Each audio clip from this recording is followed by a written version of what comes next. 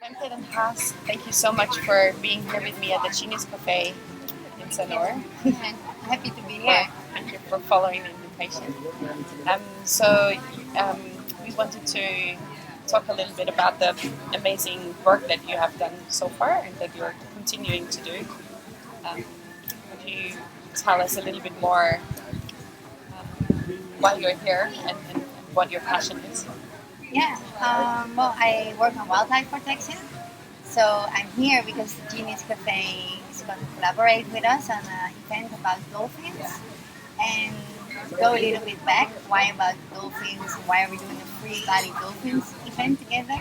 It's because I work on captive dolphin issues in Indonesia, and the issues are horrendous. Like tens of dolphins are kept in captivity under very poor conditions. So we run a campaign full time against keeping dolphins captive and trying to stop people from going to these shows because by buying a ticket they are supporting this cruelty and by raising awareness as much as we can because if people won't go there anymore then the cruelty will stop. Right. It sounds like important work. Would you tell us a little bit more about um, the background, or maybe why it is so important that you go against this cruelty? So, what happens with the dolphins if they're in captivity? Yeah.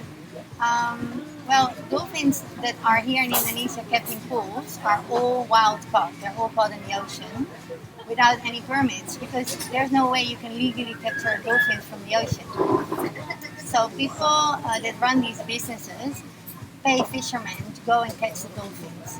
And then they bring them to their centers by using loopholes in the law, in the existing biodiversity law in Indonesia, because they're stating that these dolphins were rescued from the ocean, they had problems, the fishermen accidentally had captured them in their nettings, and this is when the forestry department will step in, the authorities, because dolphins in Indonesia are managed under the forestry department, and they will provide them a temporary holding permit.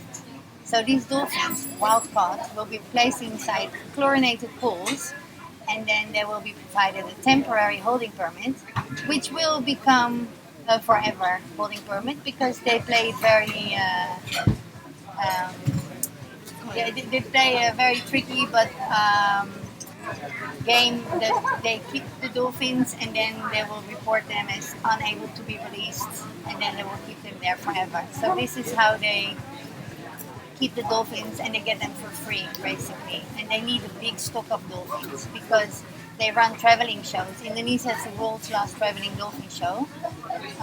Russia just closed down the last dolphin traveling shows, and now really Indonesia is the only country that So runs this. you're saying that there are still people attending these shows and watching dolphins do certain tricks, or Yeah. what happens? Yeah, unfortunately, people will still go to see dolphin shows. Whether this is like in steady places, like a steady place where people will buy a ticket, they go in and they see a dolphin show. But in Indonesia we have these traveling dolphin shows, which is even more cruel. Like it's cruelty in its worst. These dolphins are put on trucks for 30 hours or more. They're boarded on airplanes in small crates, dry transport, only to travel from A to B to be performing in shows. And this won't happen if people don't buy a ticket, if people don't go there. So is that the message that you want to carry out to people out there? Exactly. Yeah. So As stop long, going to these shows. yeah. As long as people go to these shows, go and swim with captive dolphins, dolphins will continuously be captured from the ocean. And here in Indonesia, their teeth are even taken out so they can't defend themselves. So they're exposed to severe cruelty only for the entertainment of a few people. And this really has to stop.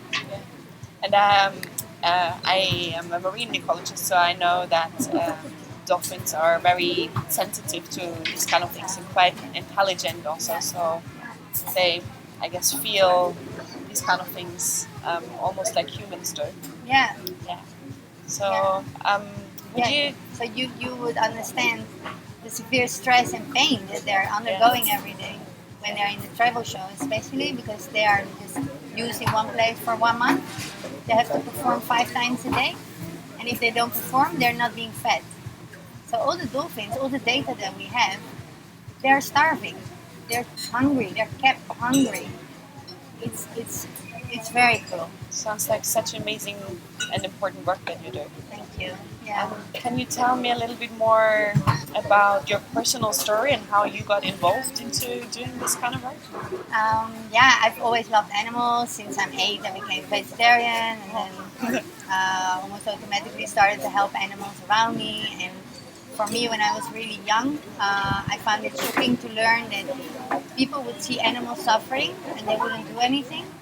And it was like so logic to me, like they cannot do anything for themselves, they can't speak for themselves. So if you find a cat on the side of the road hit by a car, of course you stop, of course you help this cat, for example. And when I grew up, I realized many people don't find it normal to stop for these cats or to help animals or even people sometimes around you. Like most people, they live like this, and I find it really shocking when I was young to learn it. So I became more and more involved with animal rights work, and I've been traveling around working at different places with animals. So in Greece at an animal shelter, and I've been working in Africa with chimpanzees.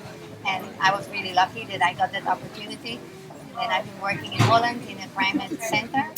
So all the primates that are confiscated, like in Europe, when they are stopped at the airport, for example, from smugglers, they will be brought to the center. It's called Sitting Up. It's a big primate rescue center. I was working there, and then I had the chance to go to Indonesia when I was 16, actually, because my parents moved to Indonesia. And I was staying in Holland, but I would visit them every year.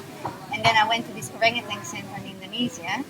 And this is how I actually started to work and stay longer in Indonesia. I would come back and help at the center.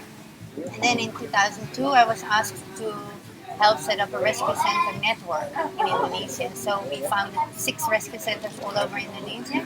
What's it called? It's called the Rescue Center Network. Right. Yeah, Jaringan Pusat Penyelamatan Satwa. Yeah. So 6 rescue centers in Sulawesi, in Java, in Bali.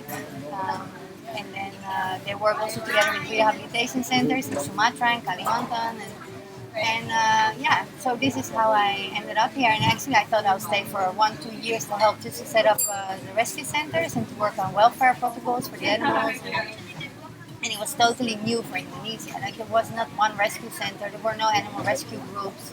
So I felt really needed, and I felt the work that we were doing was really important. And we with so little effort, we could make such a big change. And so we felt like the team, and we had a small team we were working with, like all Indonesians for the rest, and we felt very effective and useful. And yeah, it's amazing when the animals that you receive, that you can really release them back into the wild, and that you're stopping this horrific wildlife trade. And basically, this is how I ended up on the dolphin trail. Because in 2009, I got a phone call. Like I started my own organization here with some colleagues and friends. So we're a really nice team. It's called the Jakarta Animal Aid Network. We're a network. I really chose that word because I don't like organizations to work alone. It's impossible. If you're working, especially in a country like Indonesia, you need to network. You need to work with others to be able to see a change and see improvements in what you're aiming for. So yeah, we're a network and we're a really nice team of people, and now we have a lot of volunteers, so we're working all over Indonesia. And you wanted to start the story of so why the dolphins? How did the dolphins come into the? So when we started the organization in 2008, then half 2009, I got a phone call from somebody witnessing a circus show in Bekasi, in Jakarta. Yeah. And she called me and she said, look, I see these dolphins. One is almost dying and they're in a small pool in Bekasi. And I was like, it's almost impossible. Like, dolphins in a pool in Bekasi. I think, I'll go and check it out. But I was a little bit, not very sure about this report. And then we went to check it out. And there was one dolphin left. The other one had died.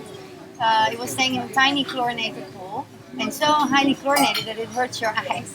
When my eyes hurt now at the moment to have a bad infection. I'm sorry, but yeah, it hurts your eyes when you were near the pool. And I was really shocked when I saw this traveling dolphin show. So this is how I started to work on this issue.